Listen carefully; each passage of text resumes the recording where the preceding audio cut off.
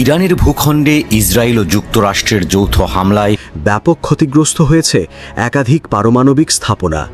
তবুও থেমে নেই তেহরানের পারমাণবিক অস্ত্র তৈরির পরিকল্পনা।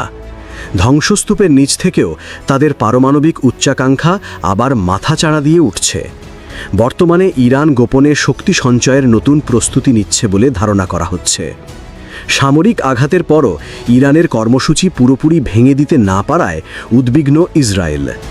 তাদের আশঙ্কা, ইরান যে কোনো সময় আবার পারমাণবিক অস্ত্র তৈরির দিকে অগ্রসর হতে পারে। এই পরিস্থিতিতে নতুন করে হামলার পরিকল্পনা করছে ইসরায়েল। অন্যদিকে ইরান সতর্ক করেছে, এবার আক্রমণ হলে তার ফল হবে আগের যে কোনো সংঘাতের চেয়ে ভয়াবহ। ফলে মধ্যপ্রাচ্যে আবারও যুদ্ধের শঙ্কা তৈরি হয়েছে।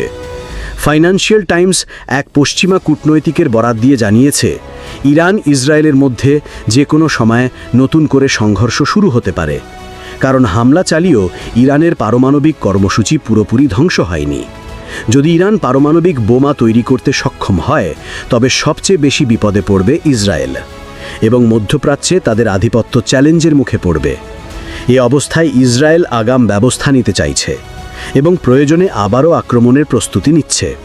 তবে ইরান নিয়ে যুক্তরাষ্ট্র ও ইসরায়েল এখনও কোনো সমঝোতায় পৌঁছাতে পারেনি। জেনেভায় ইরান, ফ্রান্স, জার্মানি ও যুক্তরাজ্যের মধ্যে হওয়া আলোচনাও অগ্রগতি ছাড়াই শেষ হয়েছে। এখন ইউরোপীয় দেশগুলো জাতিসংঘের নিষেধাজ্ঞা পুনরায় কার্যকর করার চিন্তা করছে। বিশ্লেষকদের মতে, কূটনৈতিক সমাধানে দেরি হলে সংঘাতের ঝুঁকি আরও বাড়বে। অন্যদিকে ইসরায়েলের কঠোর অবস্থানের জবাবে ইরানও পাল্টা হুঁশিয়ারি দিচ্ছে। ইরানের পার্লামেন্ট স্পিকার মোহাম্মদ বাগের গালিবাফ বলেছেন, নতুন করে আক্রমণ হলে ইরান এবার সরাসরি যুক্তরাষ্ট্র বা পশ্চিমা ভূখণ্ডে হামলা চালাতে পারে। দুই দেশের এই উত্তেজনা ও পাল্টাপাল্টি হুমকির কারণে মধ্যপ্রাচ্যে নতুন যুদ্ধের সংকেত শোনা যাচ্ছে।